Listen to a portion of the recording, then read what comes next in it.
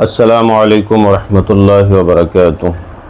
نحمدہ ونصلی ونسلم علی رسولہ الکریم، اما بعد فاعوذ باللہ من الشیطان الرجیم، بسم اللہ الرحمن الرحیم۔ یا ایہا الذین آمنوا کتب علیکم الصیام کما کتب علی الذین من قبلکم لعلکم تتقون۔ صدق اللہ مولانا العظیم وبلغنا رسولہ النبی الامین الکریم، ونحن علی ذلک لمن الشاہدین والشاکرین والحمد للہ رب العالمین۔ معزز سامعین و ناظرین، ماہ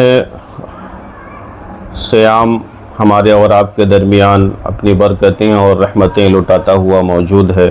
آج پہلا رمضان ہے۔ اللہ تبارک و تعالی ہم سب کو بے شمار نعمتیں، برکتیں اور رحمتیں اس ماہ صیام میں عطا فرمائے۔ جب ماہ رمضان آتا ہے تو رحمتوں کی بارش شروع ہو جاتی ہے، جنتوں کے دروازے کھول دیے جاتے ہیں اور جہنم کے دروازے بند کر دیے جاتے ہیں۔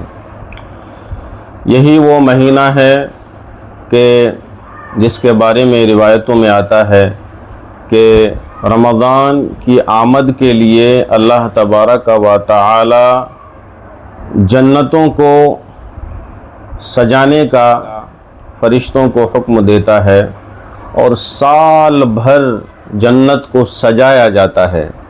پھر جب ماہ رمضان کا جیسے ہی چاند نظر آتا ہے، رمضان کا مہینہ شروع ہوتا ہے، ویسے ہی جنتوں کے دروازے کھول دیے جاتے ہیں۔ سبحان اللہ، میرے پیارے آقا کے پیارے دیوانوں، یہی وہ مہینہ ہے کہ جس میں نیکیوں کا اجر جو ہے بہت زیادہ بڑھا دیا جاتا ہے۔ جی ہاں، یہی وہ مہینہ ہے جو اس مہینہ میں روزہ رکھتا ہے۔ اس مہینے کے روزداروں کے لیے اللہ تبارک و تعالی نے جنت میں ایک دروازہ بنا رکھا ہے جس کا نام باب الریان ہے۔ باب الریان سے وہی لوگ داخل ہوں گے جو ماہ رمضان کے روزے رکھے ہوں گے۔ سبحان اللہ، یہ مبارک مہینہ بڑی قسمت سے ہمیں ملا ہے، ہماری زندگی میں بڑی قسمت سے آیا ہے۔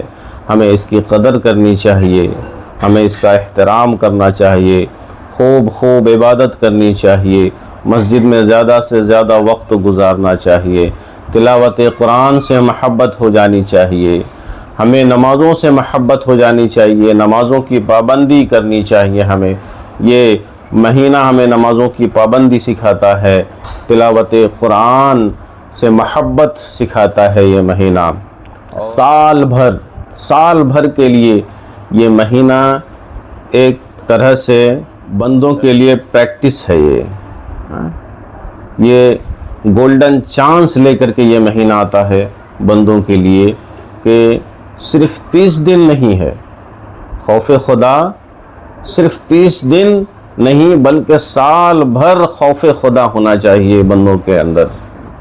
لعلکم تتقون، اللہ نے روزہ کیوں فرض کیا؟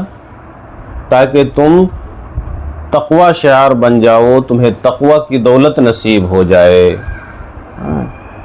اور جب تقوی کی دولت نصیب ہو جائے گی ہمیں اور آپ کو، تو پھر جو ہے ہم گناہوں سے بھی بچیں گے انشاءاللہ تعالی، ہم برے کاموں سے بھی بچیں گے، احکام شرعیہ کا پابندی کے ساتھ زندگی ہم گزاریں گے۔ اس ماہ مبارک کی اللہ تعالی ہم سب کو برکتیں اور رحمتیں نصیب کریں۔ اللہ تعالیٰ سے دعا ہے مولا کریم ہم سب کے روزوں کو، نماز تراویح کو، سحری و افطاری کو اپنی بارگاہ میں قبول و مقبول فرمائے۔ آمین بجاہ النبی الکریم صلی اللہ تعالی علیہ وآلہ وسلم۔